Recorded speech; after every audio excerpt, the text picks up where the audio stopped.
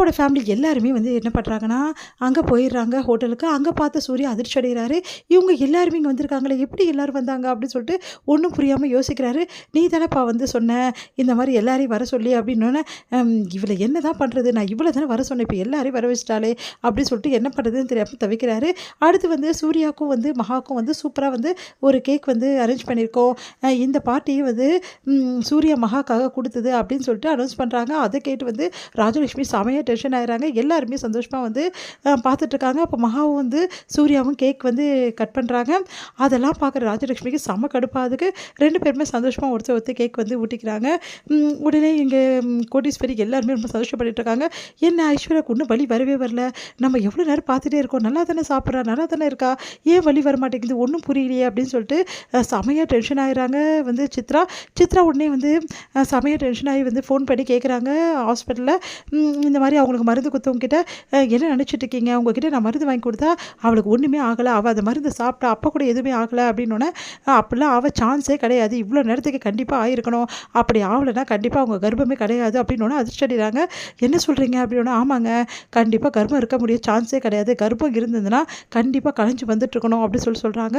அதெல்லாம் கேட்டு சித்ரா அதிர்ச்சி அடைகிறாங்க. என்ன சொல்கிறீங்க, அதுக்கு வாய்ப்பே இல்லையே அப்படின்றாங்க.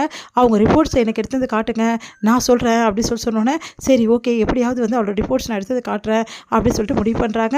இங்கே வந்து சூர்யா எல்லாரும் முன்னாடி வந்து மகா வந்து ரொம்ப சந்தோஷமாக வந்து அவங்களுக்கு வந்து கேக் ஊட்டி விடுறாரு. அதே மாதிரி ரொம்ப சந்தோஷமாக இருக்கார்.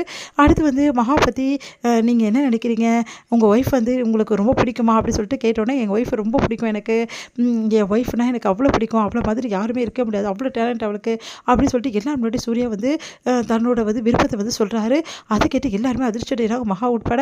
உடனே வந்து ராஜலட்சுமி அவ்வளோதான், இதுக்கப்புறம் சூர்யா மகா கூட சேர்ந்து வாழ ஆரம்பிச்சிடுவான், அவன் மனசு இப்படி தான் இருக்கா, அப்போ சூர்யா மகா ஒன்றா வாழ ஆரம்பிக்க போகிறாங்களா, அப்போ என் பிள்ளை வந்து என் பேச்சை கேட்க மாட்டானா அப்படின்னு சொல்லிட்டு செம்மையாக டென்ஷன் ஆகிடுறாங்க. அடுத்து வந்து எங்கள் தாத்தாவும் பாட்டி ஆசீர்வாதம் பண்ணுறாங்க. இந்த மாதிரி வந்து கூடிய சீக்கிரமே வந்து எங்களுக்கு கொள்ளு பேரணும், கொள்ளு பேத்தியை பெற்று கொடுக்கணும், 2 பேர் சந்தோஷமாக இருக்கணும்னு சொல்லிட்டு வாழ்த்துறாங்க. இதெல்லாம் பார்க்க ராஜலட்சுமி இன்னும் டென்ஷன் ஆகிடுறாங்க. அடுத்து வந்து இங்கே என்ன பண்ணுறாங்க, சித்ரா வந்து போகிறாங்க நேராக வந்து ஐஸ்வர்யா ரூமுக்கு. ஐஸ்வர்யா இல்லாத போது கரெக்டாக உள்ளே நுழைஞ்சிடுறாங்க. கரெக்டாக என்ன பண்ணுறாங்க, ஐஸ்வர்யா வந்து அந்த கேபினை திறந்து என்ன பண்ணுறாங்க, அவங்க அந்த ரிப்போர்ட்ஸ் அவங்க இருக்க ரிப்போர்ட்ஸ் எடுத்து எல்லாமே வந்து ஃபோட்டோ வந்து எடுத்துக்கிறாங்க. எடுத்துகிட்டு ஒன்றும் தெரியாத மாதிரி அப்படியே வச்சுட்டு வெளியே போயிடுறாங்க. ஐஸ்வர்யா வந்து பார்க்குறாங்க, அத்தை எதுக்கு நம்ம ரூமுக்கு வந்துட்டு போகிறாங்க, ஐயோ ரிப்போர்ட்ஸை பார்த்தா என்ன ஆகுறது அப்படின்னு சொல்லிட்டு ஓடி போய் ரிப்போர்ட்ஸை பார்க்குறாங்க. பார்த்தா ரிப்போர்ட்ஸ் அங்கேயே இருக்குது, அப்பா நல்ல காலம் அப்படின்னு சொல்லிட்டு நினச்சிக்கிறாங்க. இங்கே என்ன பண்ணுறாங்கன்னா, சித்ரா வந்து அந்த ரிப்போர்ட்ஸை எல்லாத்தையுமே வந்து காப்பி பண்ணி எல்லாமே அமுச்சு விட்றாங்க டாக்டருக்கு.